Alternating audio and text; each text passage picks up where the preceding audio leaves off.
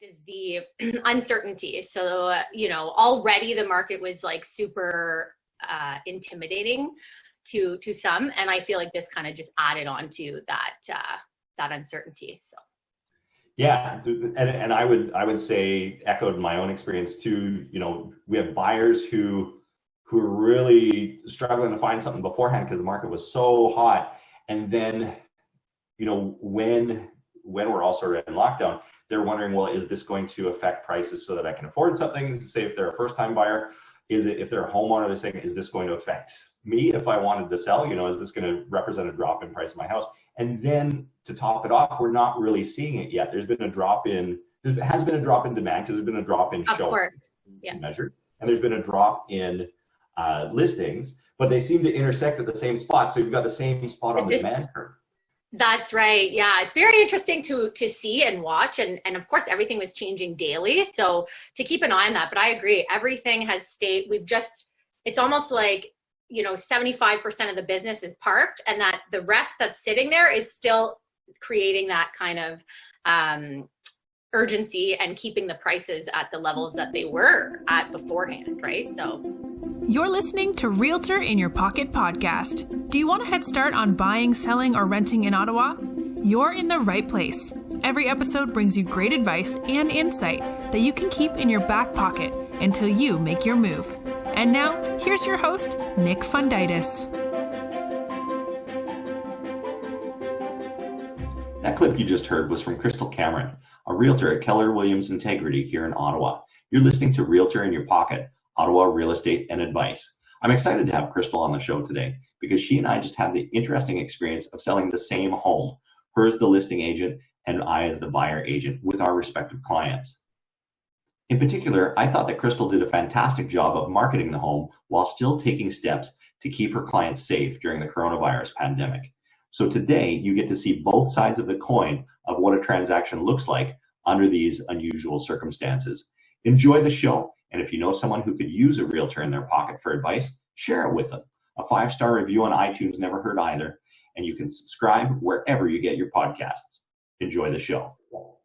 So I'm on the show today with Christal Cameron, who's a realtor over at Keller Williams, and we have a really unique situation. I was very excited to have her on the show today because just last week, she and I actually did a transaction together. So there are a lot of things that are a little bit different in the days of the coronavirus pandemic, and I thought I had the buyers in this transaction, and I thought that Christal did an absolutely fantastic job of setting things up for her seller so that they were both marketed well and protected.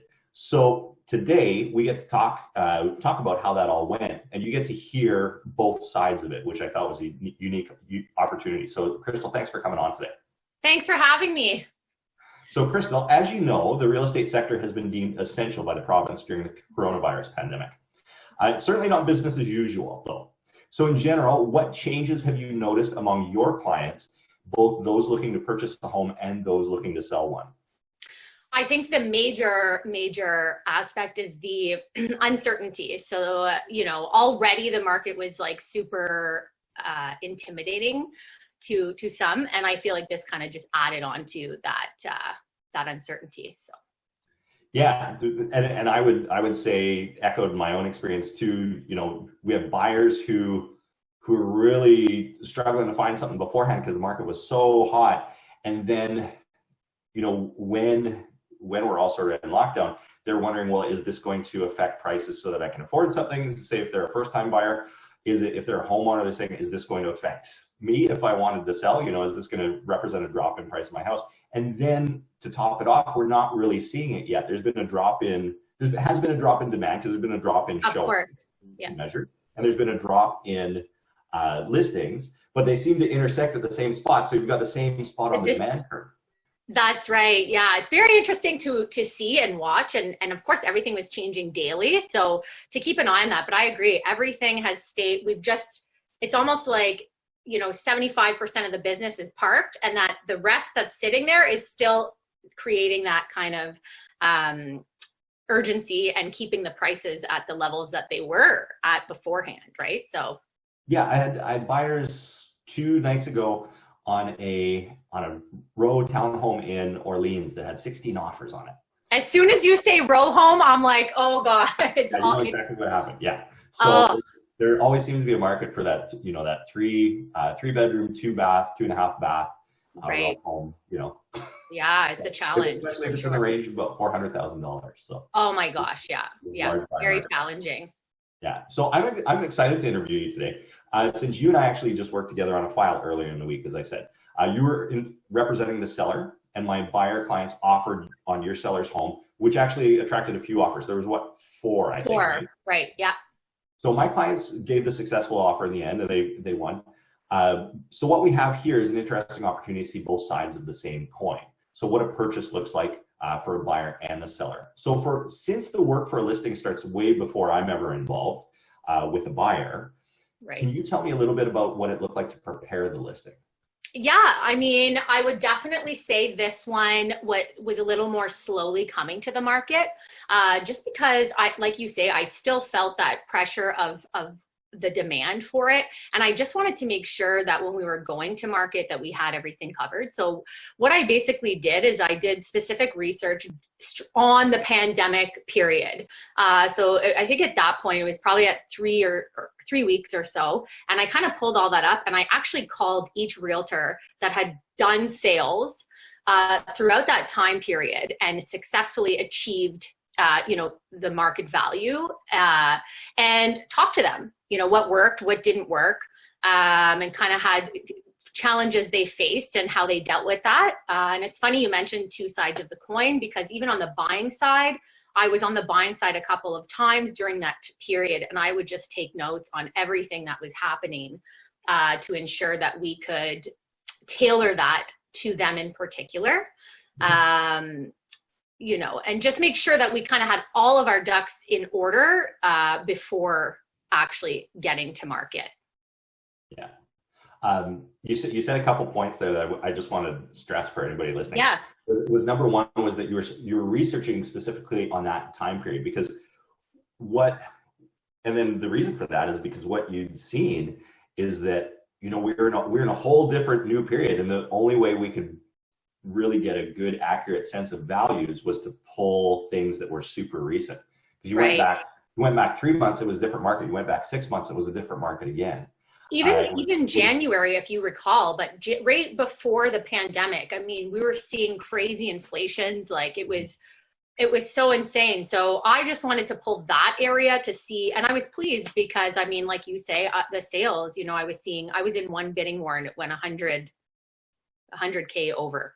And during the pandemic, so it happens, and it was still looking active. So yeah, interesting stuff. Yeah. And then when you actually got it to market, the other thing that I want to say was just like calling those other agents. So for anybody listening who's thinking of selling their home, whether you're here in Ottawa, if you're here in Ottawa, call one of us. But if you're outside of Ottawa, this is a thing that you want to talk to your agent about. You say, hey, can you chat with other agents in the neighborhood, like get them on the phone and say, find out the details. Like if it's not really well researched, this is not a time for like the person who's coasting and saying, I'm going to just price this thing based on my gut.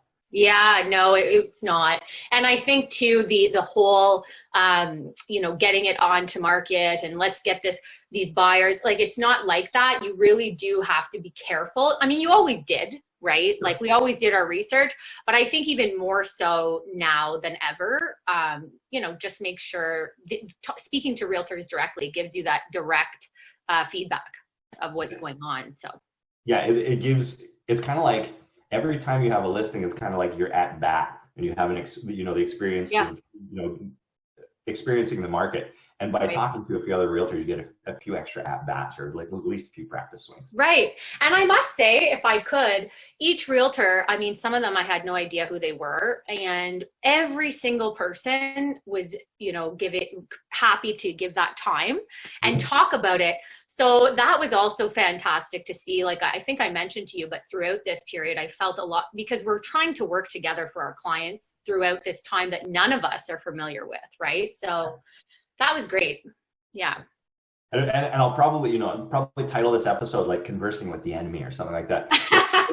But people listening, like, it's just 99 times out of 100, it's not like that at all when you're working with another realtor. Like you're both trying, you have a seller who wants to sell and you want a good result, and the buyer, like a buyer agent has a buyer and wants a good result. You're just trying of course, make it so everybody's happy. So, that's right. Yeah. And then you also said that you had a list of all the details. What I was really impressed with your preparation was what you did to still have it really strongly marketed. So tell a little bit about that. So I was very grateful for the vendors that I've already worked with in the past. We have a long relationship of working together. You want to shout out anybody here? What's that? You want to shout out any of your vendors? Yeah, sure. I work with Sunflake Film. I worked with him, for many years.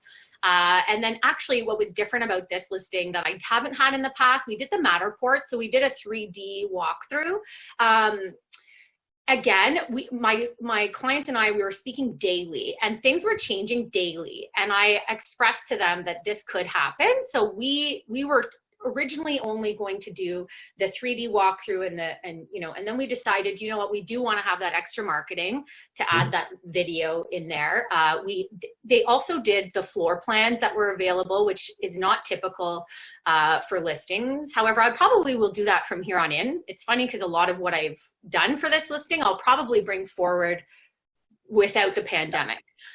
Who doesn't like to have a nice floor plan, right? And especially out of town buyers, it really gave them more opportunity to see things virtually and lay it out.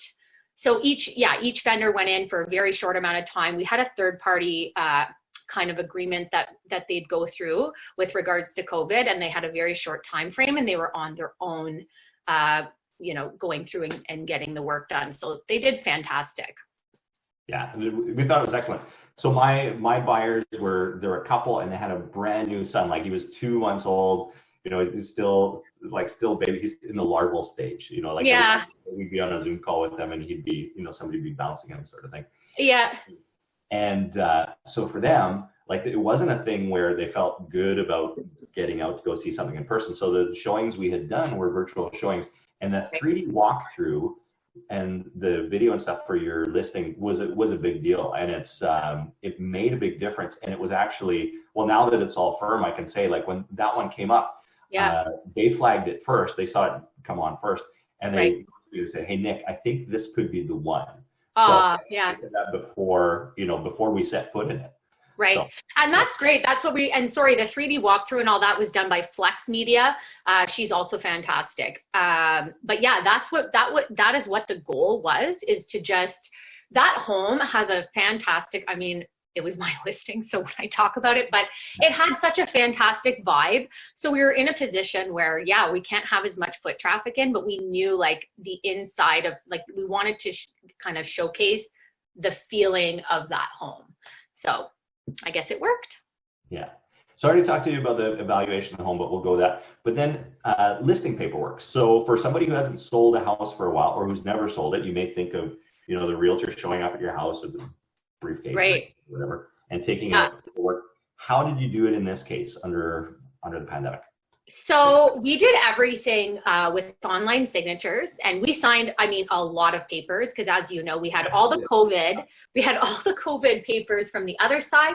And actually each day we, on our side, signed those as well to ensure that we're all kind of in good shape.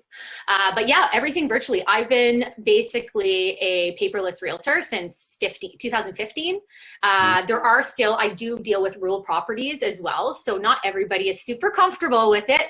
So I work around it if not, but most that do the online signatures are thrilled about it. It frees up a little bit of their time as well. Not everybody likes to have the realtor there for, so it gives them that kind of free time as well. So yeah.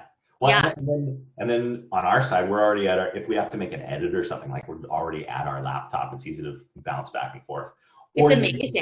You can have a client who can take all the time they want to read through it. And then sign it when they feel comfortable with it, which I found is really good. Yeah. Even when I meet with new clients, I'll sit with them, and I find it alleviates some of that pressure, pen to paper, old school kind of way, holding the pen.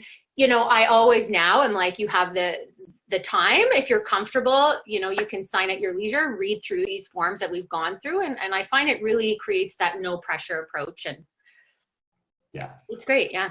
What you're talking about with lots of paper, I'll just explain to any listeners that, so not just the paperwork for the listing, but there was also separate forms for anybody who was going in or out of the house. So like a realtor or a client doing a showing, each had their own form they needed to sign. There were a few, how many pre-inspections did you have? There was ours and 2 more? Yeah, there were 3. Yeah. That went in with their realtors, and they, like, the inspector had to sign so that he could go in on his own. Right. And then every morning you were saying that you just had, like, you had the roster of showings for the day, and then your sellers were signing off saying, yeah, I'm good knowing that specific people will be through my house. For that day. Yeah. I mean, looking back, it was kind of all one big blur because it was just so, but I think that one thing that created a lot of the success was doing those time slots. And it's interesting because my seller and I, we would just talk, and, you know, he'd kind of give me ideas that he was comfortable. It was a team effort, right? So coming up with those were perfect because it gave me the ability to also manage what was happening through those time periods, right? So, but yes, we had to sign each person. No one was confirmed to enter the property without a small consultation on the phone, and then signing the COVID papers ahead of time. So yeah. Then, so we talked a little bit about the 3D tour, but then what was I going to say about, so when people actually walk through, what does that look like? Like, I can talk about that a little bit too, but you can talk about, like, how you go through the home. Yeah, what were the precautions? So basically, obviously, it started with the form, and then each person, I mean, I would call the realtors directly, as I didn't want to kind of give them the impression that I was trying to helicopter over them as the showing was being conducted. As you know, I actually parked and allowed access. And so on the phone, I would ask that everybody was wearing masks and gloves. And there were also wipes that were required. So, and no touching, you know, we just wanted, I would say, treat it like a museum, just walk through, and a quick 30-minute, no overlapping showings, which where before, I mean, we could just. People on the showing too. What's that? And limiting the number of people on the showing too, which is hard for some people. Like, I love it personally, but. Yeah, I felt a little, you know, so I would be there in the vehicle, as you saw, and sometimes there would be an extra buyer. And I would actually approach the realtor and say, you know, as we discussed, you know, you had mentioned you had 2 buyers coming. You'll have to take them in one at, like, you know, to, like, go in twice, right? And again, I wasn't trying to do anything that was going to ruffle any feathers. I really just wanted to ensure that everybody could social distance inside, right? As well as the professional keeping with their clients, you know, and just making sure that everybody's kind of abiding what we're currently going through. And I think you're being a bit modest here, actually, because I think you handled it extremely well, because there's strong personalities sometimes with agents who come through, or clients who are just like, who will be frustrated that they can't conduct business as usual. And you were very, you know, you're very professional about it. You were but you also professional, but like, you stood up for your clients and say, hey, this is how we set up. This is to protect the clients. This is how we're going to do it professionally. And you made, like, you set everybody up for success too, like with the time slots, with, you know, it was an incredible use of your time that you, that you gave to your clients to say, like, you were parked out in front of that house for a few days. Like, those were, I got to know a lot of the neighbors. I remember one of the neighbors across the street, he said they were playing Scrabble and they'd watch me, like, and they'd say, there she goes, you know, do you have your masks? But, you know, I mean, at the end of the day, like you say, I really did feel a sense of, I like to treat all of my clients and really any of my friends and exactly how I would want my home to be, right? So I felt like me being there at least could give them that assurance that they maybe need to know that, you know, people are entering. A sign is one thing, but if I'm there and calling ahead of time and there, obviously you'll follow the rules. Yeah. And you were making sure, like, people had the stuff they needed, like you had masks and gloves and stuff like that. So everything was there to be set up for success. And that was what really impressed me about the whole thing. So once you listed the property and the sign was in the ground, it got a lot of attention. They're pretty steady showings. If you're a seller, So like from the seller side, what does that look like? What's their life over those next few days? So my sellers were so fantastic. I mean, I can't really say enough about them of how much they cooperated. So I do think in a time, I mean, already when you're listing not in a pandemic, it's pretty physically demanding on the selling side. You're leaving, you're coming back. In this case, it was even more so, you know, they're cleaning in between, making sure everything is kind of disinfected. Also, we did have conversations prior about my seller conducting possible Zoom showings. Just so he did. I mean, we did one for a couple that wasn't able to come in person, and my seller did great. I explained to him ahead of time what we might encounter. And again, this is me being, I always think, again, you have to be on both sides of the business to know it. And I explained to him I was on a buying side and I saw a seller walk through to conduct a virtual showing. So that might be something. Is he comfortable with that? And he was like, you know, no problem, and went through and showed it. So not only did they leave the house, clean the house, you know, and cooperate, they also conducted a showing. So that was interesting, to say the least. Yeah. The anticipation that you say of, like, you know, telling your seller, this is what it might look like. You might have to be the person to walk somebody through on a Zoom showing. That's great. I had a job a long time ago as a camp counselor. And what some of the advice from that was actually is still relevant through every like career change or career turn I've had. And it was one of the managers of the camp said, it was one of the Tim Hortons Children's Foundation camps, said, you know, start planning your day by thinking about tucking the kids in at night and just work backwards from there. Like, what do you have to do to have a successful day? And so like you're talking about it with the listing. And you're saying, like, what do we have to do to have a successful listing? Like, okay, so here's the sold sign in the ground. Here's closing day, and you're passing the keys. Like, what do you have to work backwards from that? That's right. I'm gonna jump down one because we covered pretty well how this is different than a regular listing.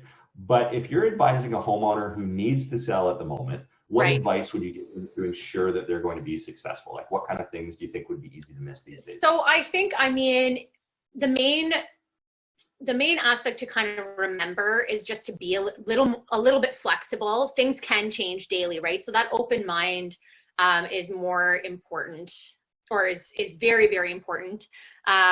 Also, speaking about things like conducting the Zoom showings, are they comfortable with options like that? If you are limiting physical showings, which you should be, how are other ways that you can find solutions? What are they comfortable with, right? And same with just I would just create a list of not only just with the sale, what you want to come out of it, but also what are you most uncomfortable with the pandemic, if anything. You know, some are more lax than others. And that way you can outline with your realtor how you can navigate this ahead of time. You can have some kind of plan that if you encounter something, it's in place. Okay. Yeah, that's good advice. Now, this property sold, but it's not closed yet. Assuming that the state of emergency is still in effect on closing, what steps happen now to make sure that things go smoothly for the closing? Right. So I mean, I've always been like this, and now more so than ever, I definitely keep up to date with current events, and my brokerage is super on top of that as well. Every morning there's meetings at 9 o'clock where we're talking about what's happening. My real estate lawyer, I already call him all the time. So I'm definitely still, you know, communicating with him frequently and keeping those lines open with him and clients, just making sure that, you know, we don't foresee anything coming in the near future. And if that is something that comes up, then we can find solutions for that. Yeah, the lawyers that I use have been talking about that a bit as well. Actually, the first episode of this podcast, I talked to a couple of them over at Maravitz Protection, and they took that whole firm and they basically put it in the cloud. Like, they moved everybody home, and everybody's got a Chromebook that, you know, that tunnels to the main computers at the office. Yeah. And, it was a big transition for them, but they got just ahead of the lockdown, they got everything in place. And so, yeah, I think a lot of us, like, I mean, in the industry and all of, the teams, like the mortgage brokers, the lawyer, I think everyone has adapted very well. I was saying to one of the realtors, I'm like, when I'm watching people enter this house with the masks and the glove, like, I'm used to it right now. But if you would have told me this a month and a half ago, that this would be, I would be like, we are such adaptable beings, right? Like, I'm watching this and it's natural, but if I would have thought that, I mean, it's crazy, but we're all doing, the best we can to just, as you say, not business as usual, but, keeping the everything moving for the people that really have to. Yeah. And I think you showed through this whole thing, like how much you do care for those clients, right? Like that you really wanted it to be a good result for them, like just as people, not even just as people. Every time I saw they have this little boy, and he's just was so cute every time he left, and every time they drove off, like really, I minimally would, like, of course I think about the sale, but I'm very, I get really attached to my clients, and you know what, I'll just say it. Like I say, my husband is always like, you're this way or that way, and I'm like, you know what, it can be a good thing too, right? So it can be something fabulous. Yeah. Well, what actually, on that note, as a person who gets kind of emotionally attached, because I feel that too. Yeah. And this is going off script a little bit. But, okay. But what's one of my favorite things is like when you have I have a lot of first time buyer clients, and when they come up to you and you're like, I feel like I'm often the test person to let somebody know that they're expecting. Like that she's pregnant. It's happened multiple times where they'll come up to me, and it's like, because I don't necessarily know the rest of the people that they know. Like, right. I'm not gonna run off and like spill the beans to mom. Of course. But like I've had clients come straight from the doctor and say, hey, we can't keep it inside. Like, Erica's pregnant. So. Well, and it's so true. Like, I find a lot of my clients, same, like they kind of open up, and I've had a lot of them like say to me at times, I just feel like I can tell you things, so I'm just going to tell you.